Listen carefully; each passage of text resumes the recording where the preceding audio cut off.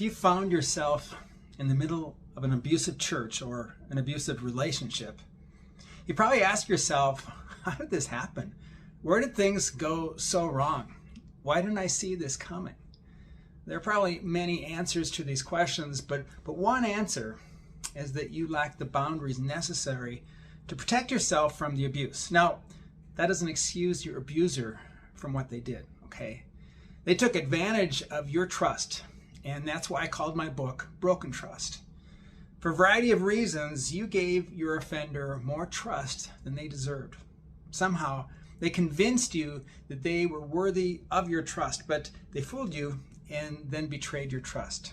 You know, it happens so easily, especially in a spiritual setting like a church. You go to a church or a Bible study or to some kind of spiritual leader because you want to hear from God, right? Your inherent to your search is an openness. I mean, you have to be open to new things if you're seeking God. But this is the first mistake. Your openness to God can easily be transferred to the church or the person in power. You see them as being your potential connection to God, so you open yourself up to them without vetting them. You assume the best about them, so without them doing anything, they have a certain amount of access to your heart, and they know that. And then when they start to apply some level of control over you, you think, well, I guess if this is what it takes to find God, okay, it's a little uncomfortable, but I think that's what I need to get out of my comfort zone. I need to risk a little to get what I came for. And besides, you look around and other people are complying and they're not complaining. So it seems like the right thing to do. And so it goes. Little by little, the control of your life is given over or taken over, and the abuse begins as you lose yourself to the power of the leader in the group. Now, if the experience was all bad, you'd probably get out right away. But there's usually enough good happening to convince you to stay. There's the new community of friends or the religious experiences you may have. There are new insights gained from the teachings as well as the stories of life change from the other believers. All of these positives outweigh the negatives until they don't. And then you get this sinking feeling like, what have I done? How did I get here? And more importantly, how do I get out of here? And so if you are looking to enter a new church or spiritual setting, be aware of this natural progression of events and put some boundaries in place. It's a good thing to be open to God. It's His people you have to be careful with. Don't assume they are trustworthy. Make them earn your trust before you commit to anything. This really applies to all relationships. Remember, it's up to them to build your trust first. You only want to put your trust in someone who has proven themselves trustworthy. Just like you only want to walk in a frozen lake if you are sure that it can support you. Maybe that's not a good analogy for you, but here where I live, lakes freeze over in the winter.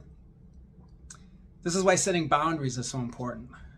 But most people aren't very good at setting boundaries. I don't know about you. So how do you set boundaries? Well, when church people want you to jump in and get involved or give money, don't. At least not at first. And that's a boundary. And then see how people react. Are they accepting of you? Or do they start to apply pressure to get you to join or give? That's a big tell. If they do that, they have crossed your boundary. And take note of that. When I was a pastor, I'd always tell new attenders to go slow. Look before you leap. Take time to get to know the church before you volunteer or give money. You don't want to have any regrets. That was my way of communicating to people that I respected their boundaries, and I didn't want to impose myself or the church on them. You see, there's no rush for you to get involved in a church. The church will still be there in a few months, so go slow and be careful. Depending on the size of the church, it could take a year or two or even more to get a true sense of the integrity of the leadership. So be sensitive of what's being asked of you.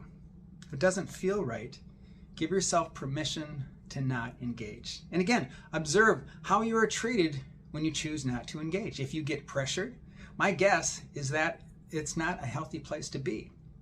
You might want to tell people how you feel. Maybe they'll apologize and back off. Don't assume evil intent, but if they justify their behavior and try to guilt you into increasing your commitment, head for the exits.